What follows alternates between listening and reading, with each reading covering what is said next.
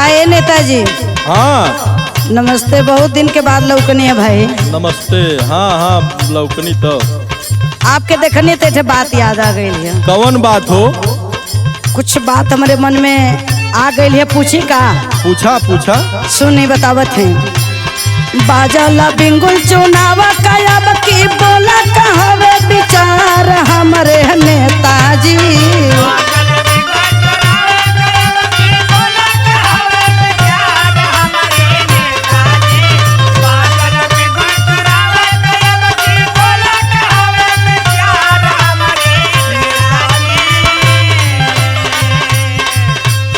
बाजल बिंगुल चुनावा कायब की बोला कहवे विचार हमारे नेताजी। हमारे नेताजी के करतू बा नहीं बा सरकार हमारे।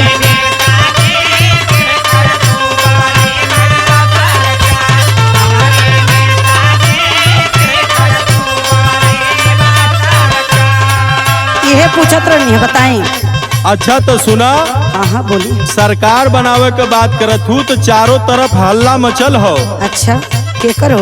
बतावत हिला सुना। हल्ला चारों ओर मचल बा, जन जन कही है विचार सुना नेताइन हो।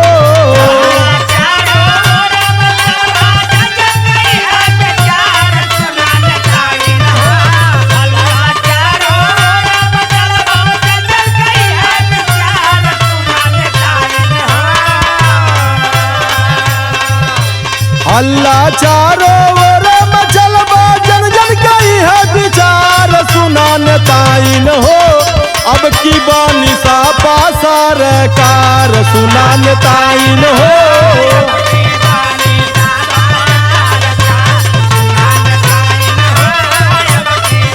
सुनला?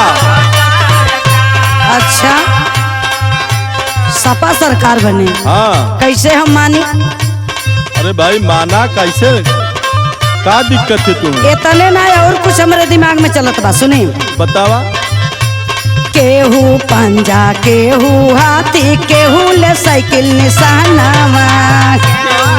सही बात है।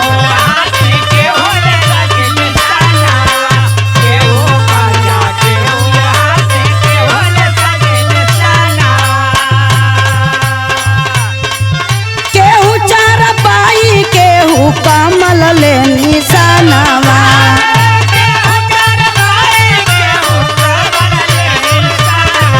अच्छा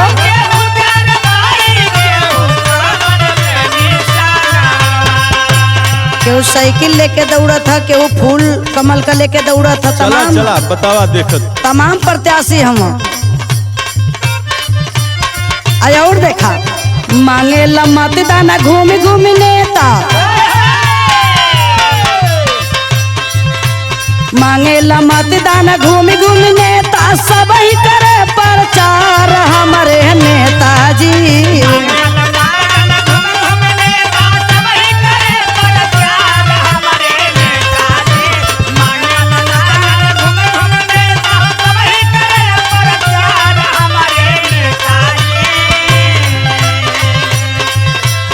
मांगेला मतदान घूम घूम नेता सब ही करल प्रचार हमारे नेताजी। हमारे नेताजी के करतू बा नहीं बा सरकार हमारे नेताजी के करतू बा।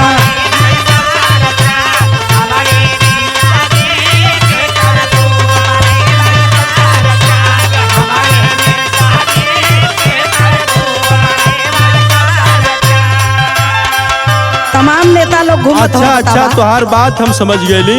सब लोग अपन अपन निशान लेके दौड़त हो। उहे बात तो पूछत उसे घबरा मत तू। अच्छा हमार बात सुना। चुनाव चलत है सब ही आई जाई, लेकिन करे के का हो? अखिलेश के सरकार बनत है, वही सरकार के बनावे के हो। सुना। अच्छा काहे हो? गाँव गाँव गली गली जिला या जवार में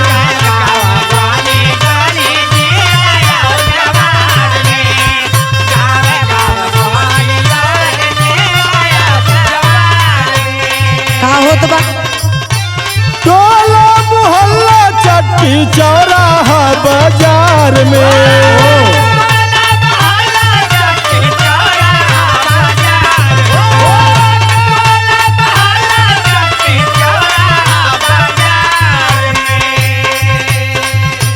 हिंदू मुस्लिम सिख ईसाई, हिंदू मुस्लिम सिख ईसाई सबही कहे ललकार मोरी नेताइन हो।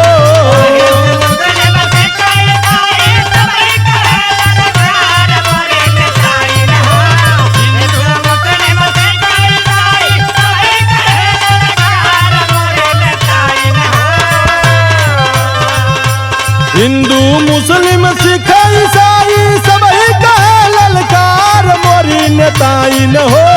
अब की बानी सापा सरकार मोरी नेताइन हो।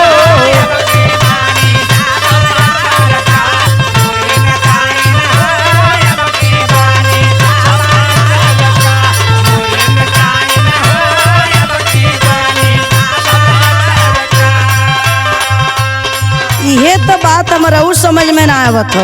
का बहिन ना समझ में आयल? एक ठे बात और पूछत ही आपसे। का पूछत? तनी समझा दी भाई, अनपढ़ गंवा रही ना, पढ़ लेना है। सुनी, काहे सब गावत बा समाजवादी गीतिया,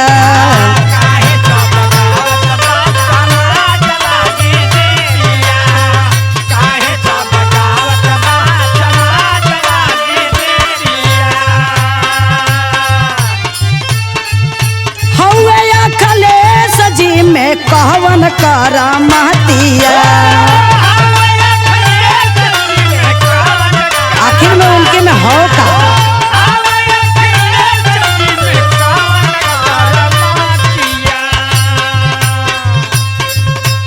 हमके तू बतलावा तनिका,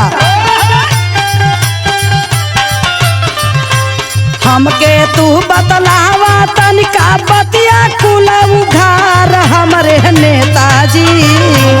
अच्छा हाँ भाई,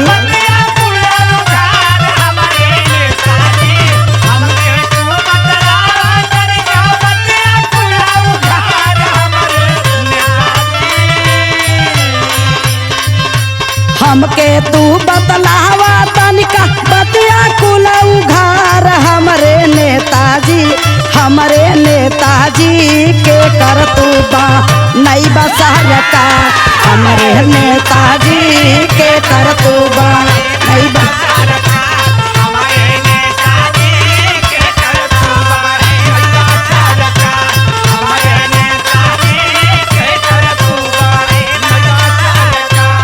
हमके तनी खोल के बताएं।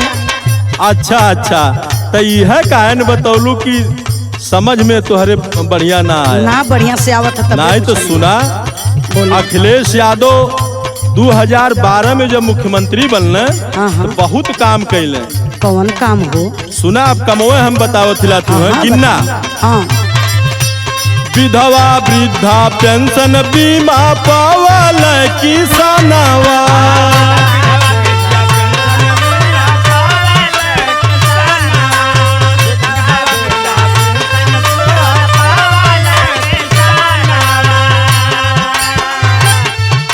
लैपटॉप 1090 दिहल कन्या विद्या धनवा।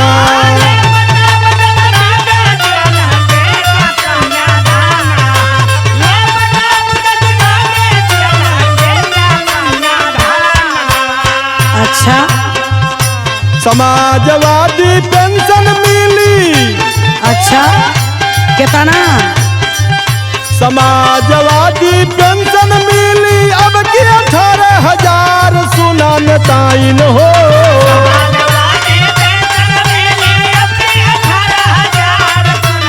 18,000 मिली।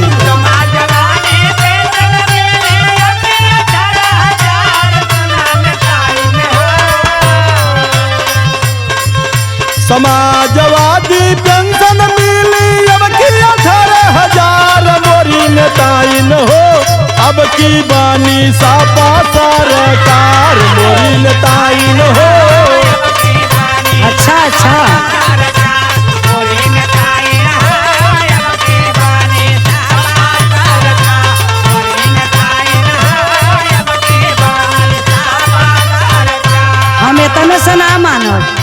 अच्छा तो इतने से ना मनबू। और कुछ बताएं उनकर काम और का कैले हम। अरे काम तो इतना कैले हुआ कि कई दिन बताई ना और आई। अरे तो कुछ हुए बता दी। बतावत हिला सुना। हाँ बताएं। पिछली सरकार में विधवा वृद्धा विकलांग पेंशन जवन भी रहल, अच्छा अच्छा वो कुल बढ़ाई के 500 रुपया कह रहे। अच्छा बहुत बढ़ोतरी कैले अखिलेश यादव जी। अच्छा कन्या विद्या धन दिए, छात्राओं को लैपटॉप दिए, बच्चों को। अब महिलन के तोहरे जैसन महिलन के 10-90 दहले। अच्छा कौनो दिक्कत में रहा 10-90 पे फोन करा, तुरंत गाड़ी सरकार तोहरे सामने, पुलिस तोहरे सामने। अच्छा वो तो जान गए लेकिन और आगे बढ़ाएं। और सुना। हाँ बताएं। समाजवादी पेंशन योजना चलौले रहलन अखिलेश यादव। 500 रुपया शुरू कैले रहलन। पूरे उत्तर प्रदेश में 55 लाख गरीब लोगों को समाजवादी पेंशन दिए थे अखिलेश यादव। अच्छा अच्छा। अब सरकार बनने पर वही समाजवादी पेंशन 18,000 सलीना अच्छा गरीब परिवारों को देंगे अखिलेश यादव। अच्छा और सुनत हूँ आगे तो। हाँ बताएं और कुछ काम बताएं उनकर। कर्मचारी साथी सब लोग भइले खुशहाल हो।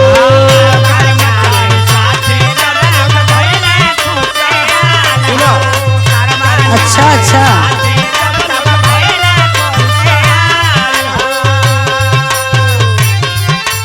अखिलेश पुरानी पेंशन करी है सब बहाल हो।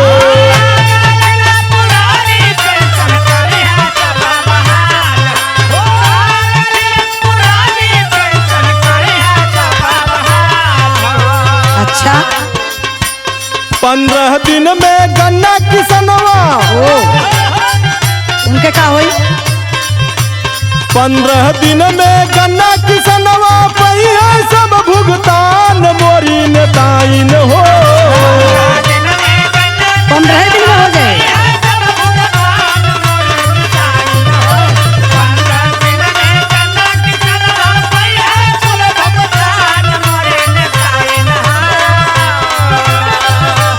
पंद्रह दिन में गन्ना किसनवा पहिया सब भुगतान मोरी नेताइन हो। अब की बानी सापा सरकार मोरी नेताइन हो।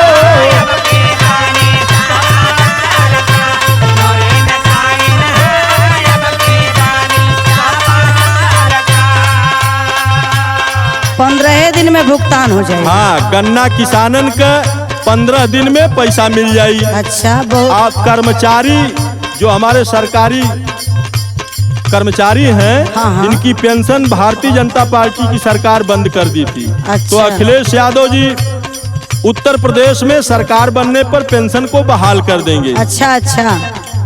और कुछ पूछत हूँ? हाँ हाँ पूछा था। अरे इतना दिन पे आपके पौली है तब तो पूछे बैठनी है। और बताई का? हाँ हाँ बता दे तो अच्छा रही ना। सुना भाई तो। हाँ बता दे। 10 लाख नौकरी के भइल बा ऐलान हो।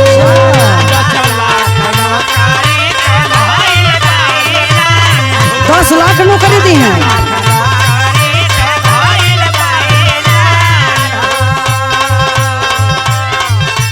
22 लाख सेल में हुई है नौजवान हो।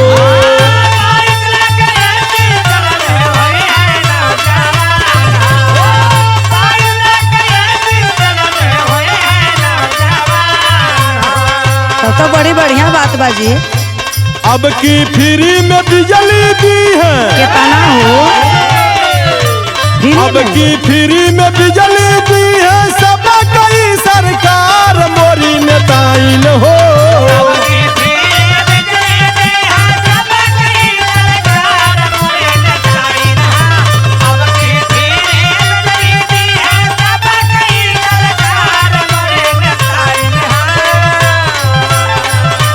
अब की फ्री में बिजली दी है सब कई सरकार मोरी नेताइन हो। अखिलेश के बनावा सरकार मोरी नेताइन हो।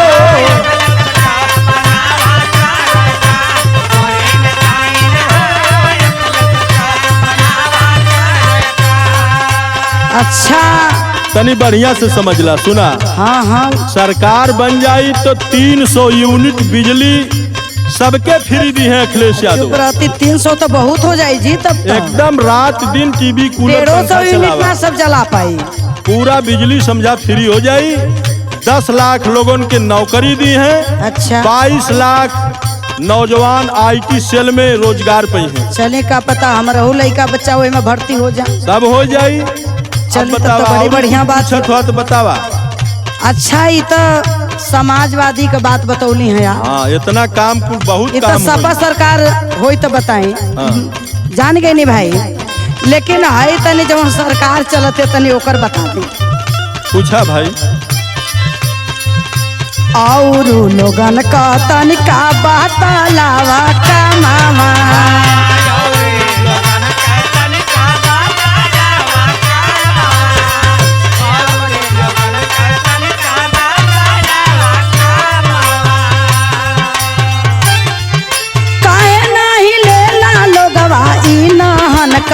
मावा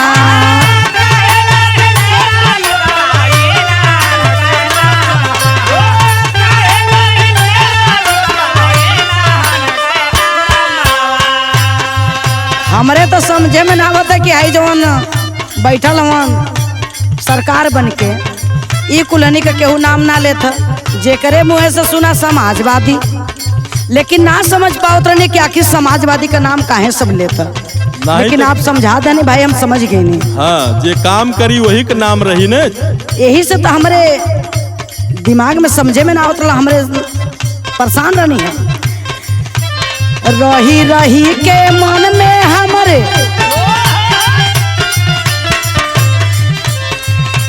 रही रही के मन में हमारे उठे लाउदगार हमारे नेताजी।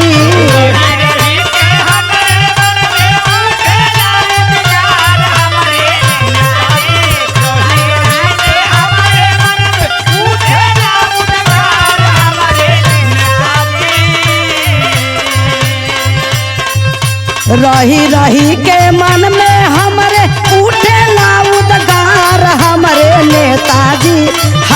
नेताजी के करतूबा नई बसहरता हमारे नेताजी के करतूबा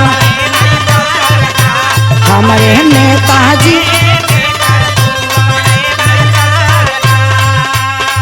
ये हमारे मनवा में उथल पुथल रहल तनी बतावा। अच्छा तो उथल पुथल रहल है तो समझ ला। हाँ, ना समझ में आई तो जयकरण भैया बैठल है वो बताइए। वो तो बताइबे करिए पहले आप सुन ला। अब तू कुल पार्टी के जब ब्यौरा जानल चाह तू तो सुना भाई। काहे केहू का नाम क्यों ना लेथ कर तुत कमल के सुना आपस में लड़ावला।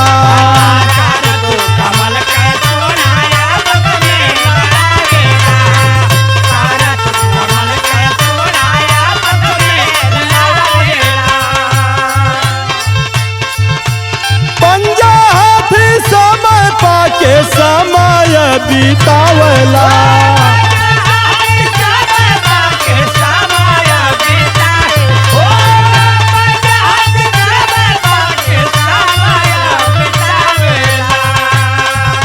कौन बच्चन भैया सही बात है। कमल फूल महंगाई देला। अच्छा हाँ हाँ हम के लौकत हो। कमल फूल महंगाई देला देखलू कहियो बार मोरी नेताइन हो। सही बात है।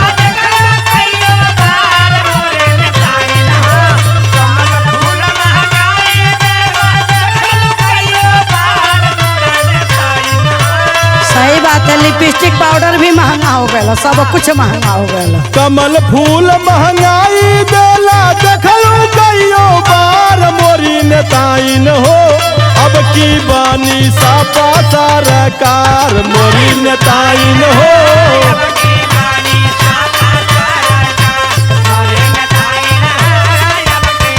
ये तो बात सही है।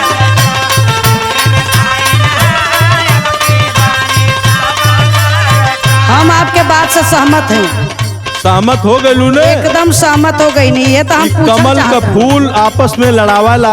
हाँ हाँ और सबकर जनबे कैलू के का कैले हो। हाँ कुल आई देखत जब हई। जब ई कमल का फूल भारतीय जनता पार्टी की सरकार आवेले देश में प्रदेश में महंगाई बढ़ जाले, अरे सब देखत परेशान हई। हो जाला। खाना खाए खातिर सब जाता तो थरिया में से व्यंजन गायब बस देखा महंगाई के कारण। ये तो बात हमारे समझ में आ गई, हम आपके बात से एकदम सहमत हैं। एकदम मान गेलू ने। एकदम मान गईनी। अब हम जान गईनी कि हाँ ये सब का करत हम बता दे। अब अखिलेश के सरकार बनत है, मान गेलू ने। एकदम बनत है, एकदम बनत है। हम खुदे बनाई, चला सब जाने मिलजुल के बनावल जाई। आ हमहू जनता जनार्दन सबसे कहत हैं नहीं कहे शुरू कर दा।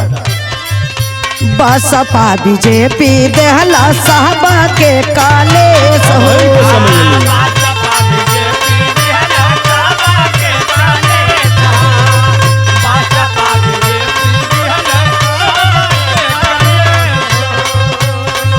सीला कहे साहबा के देखा लया कलेस हो।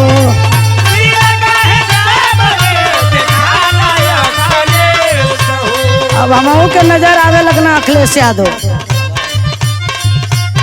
अब तो हम हुए मानव जवन आप कही हैं। नहीं तो बनावा अखिलेश हाँ हाँ के बिल्कुल सरकार बनाए। जवन तो कहबा तवन हम करबा, अच्छा जवन तो कहबा तवन हम करबा। हमरो ये विचार हमरे नेताजी तवन हम करबा।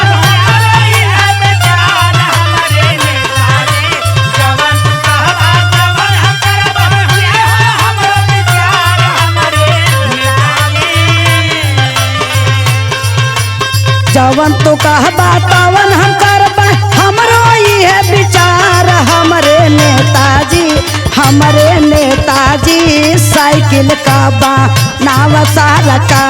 हमरे नेताजी साइकिल का बा,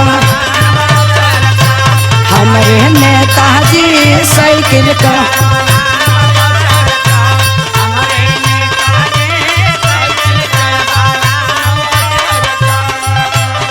अच्छा तो सुना। हाँ हाँ बड़ा भाई हम खुश भैली, हमार बात मान गयलू, सहमत हो गयलू, सारी बिल्कुल बात माना। तोरे समझ में आ गई। तो जब सारी बात समझ में आ गई तो एक ठे काम खाली करे के हो। हाँ हाँ बताएं, जवन आप कहिए उहे हम करब। साइकिल निशान वाली बटन दबावा।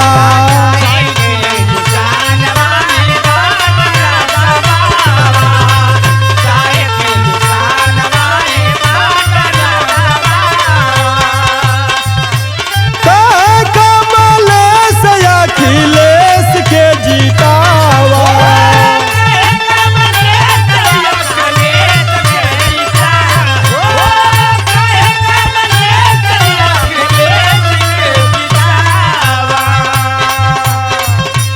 अखिलेश मुख्यमंत्री बनी है, वो तो बनबे करी है। अखिलेश मुख्यमंत्री बनी है, सब ही कहे ललकार मोरी नेताइन हो।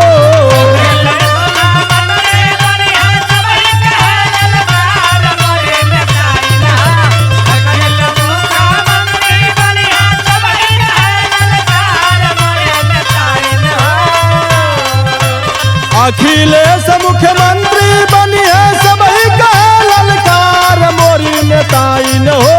साइकिल के